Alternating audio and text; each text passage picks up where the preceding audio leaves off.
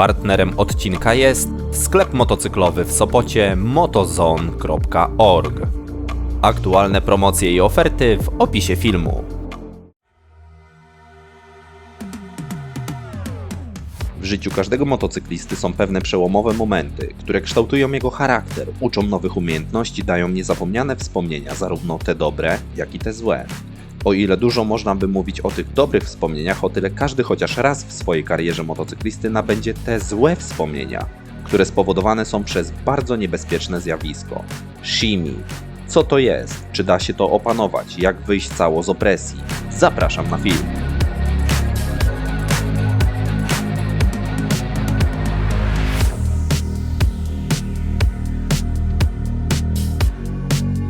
Siemanko, witajcie na kanale Zwyczajny Facet. Nie przedłużając, Wikipedia mówi, że drgania shimmy to samowzbudzane drgania ustalone występujące w skrętnym zawieszeniu pojazdu składające się na niezwykłe drgania kół wokół osi pionowej i obroty przedniej osi z kołami wokół osi podłużnej pojazdu. Shimmy powoduje powstawanie dużych dynamicznych obciążeń w elementach zawieszenia i w układzie kierowniczym, co może doprowadzić do utraty sterowności pojazdu. Tyle z Wikipedii. Chyba każdy z motocyklistów widział ten film z wyścigu TT na wyspie Man, gdzie motocyklista Paul Orit wpadł w shimmy, które zostało nazwane w późniejszym czasie matką wszystkich shimmy. Jak dobrze wiemy, każdy motocykl jadąc prosto, tak w zasadzie nie jedzie prosto, jego koło wiecznie chodzi po takiej sinusoidzie, co można łatwo zaobserwować, kiedy jedziemy wolno i zaczyna nam chwiać to w lewo, to w prawo motocykl. Shimmy, o którym mowa początkowo, miało powstawać tylko i wyłącznie z powodów nierówności na drodze lub wadliwego zestrojenia układu zawieszenia motocykla.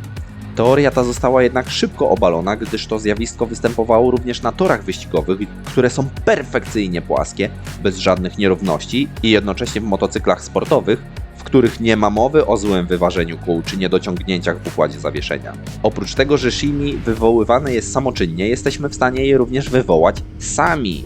Najprostszym sposobem na to jest jazda na jednym kole i wylądowanie bądź ze skręconym przednim kołem, bądź kiedy to przednie koło wytraciło znaczną część swojej prędkości obrotowej. Przednie koło wpada wtedy w takie sinusoidalne drgawki i zaczyna rzucać całym motocyklem na lewo i prawo. Prawdę mówiąc, zjawisko shimmy może wystąpić na każdym rodzaju motocykla, nie tylko na sportowym, ale również na chopperze, enduro, nakedzie czy nawet na rowerze. To co najgorsze w tym zjawisku to to, że siły, które powstają podczas jego wystąpienia są tak ogromne, że walka z nimi naszymi rękoma nie tyle nie ma sensu, bo nie opanujemy motocykla, ale może wręcz nam połamać ręce.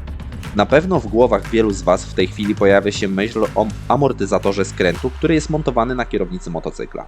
Czy jest on lekiem na shimmy i nas przed nim uchroni? Odpowiedź brzmi nie. Wiem, że nie tego się spodziewaliście, ale już mówię Wam w czym rzecz. Nawet najlepszy amortyzator skrętu bardzo mocno ustawiony może co najwyżej zminimalizować ryzyko wystąpienia shimmy, ale nie likwiduje go w 100%. To, o czym należy pamiętać, to to, że bardzo twardo ustawiony amortyzator skrętu bardzo utrudni nam manewrowanie na motocyklu, gdyż będziemy musieli wkładać dużo więcej siły w skręcenie kierownicy. I mimo, że nie ma cudownego leku na shimmy, to na pewno zadbanie o prawidłowy stan techniczny naszego motocykla może nam dodatkowo zminimalizować ryzyko wystąpienia tego niebezpiecznego zjawiska. Zatem czy amortyzator skrętu jest zbędny w motocyklu? Oczywiście, że nie. Tak jak wspomniałem, da on nam dodatkową ochronę i utrudni wystąpienie tego zjawiska na jakichś tam początkowych etapach. A więc, aby zminimalizować ryzyko powstawania shimmy, dbamy o stan techniczny naszego motocykla, o prawidłowe zestrojenie przedniego zawieszenia i tylnego, o prawidłowe dokręcenie główki ramy, o prawidłowe ciśnienie w oponach. Jeżeli mamy takie możliwości, montujemy amortyzator skrętu. A jeżeli jeszcze nie subskrybujecie kanału, to kliknijcie czerwony przycisk, dajcie łapkę w górę pod filmem oraz przypominam, że dzięki uprzejmości sklepu motozone.org z Sopotu na hasło Zwyczajny Facet macie 5% zniżki na zamówienia telefoniczne, 5% zniżki na zakupy w sklepie stacjonarnym oraz darmową wysyłkę od 200 zł. A więc co zrobić, kiedy już wpadniemy w shimmy? Jak z niego wyjść i jak je opanować? Niestety nie ma na to jednej recepty, jednego sposobu na wyjście z shimmy. To, o czym należy pamiętać, to to, aby nie hamować i nie zamykać gazu. Jeżeli tak zrobimy, to raczej na pewno spotkamy się z asfaltem. Kiedy nasz motocykl zaczyna wpadać w drgania shimmy, staramy się na nim utrzymać jak najdłużej. Jeżeli sytuacja na to pozwala, to staramy się trzymać równo gaz, a nawet go dodawać. Otóż każdy motocykl przy nabraniu pewnej prędkości sam się stabilizuje i sam odnajduje swój tor jazdy.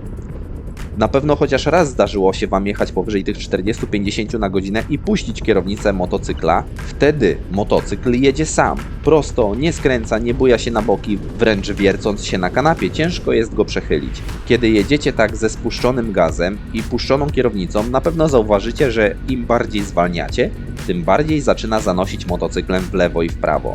To jest właśnie jazda po sinusoidzie. Oczywiście, aby przestać się bujać na boki, odkręcamy wtedy gaz i motocykl łapie swój prawidłowy tor jazdy. To samo trzeba zrobić podczas shimmy, kiedy zaczyna majtać kierownicą coraz mocniej. Musimy za wszelką cenę utrzymać się na motocyklu i próbować utrzymać lub nawet zwiększyć prędkość i pozwolić, aby to motocykl sam opanował te drgania, bo w końcu to zrobi.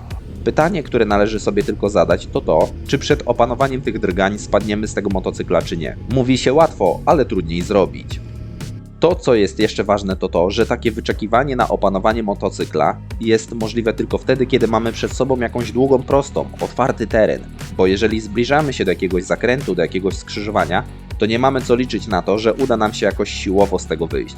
Kiedy złapie już nas to zjawisko shimmy, możemy być pewni tego, że nie skręcimy motocyklem, jak również nie zahamujemy. Jedyne co powinniśmy zrobić, to próbować z niego zeskoczyć. Brzmi strasznie, ale to na pewno lepsze niż wjechać w tył jakiegoś samochodu lub wypaść z drogi.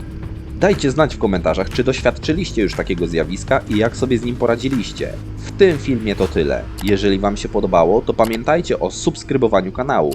Dajcie łapkę w górę pod filmem. Życzę Wam, abyście nigdy nie musieli na własnej skórze przeżyć tego shimmy. Szerokości na drodze. Na razie, cześć!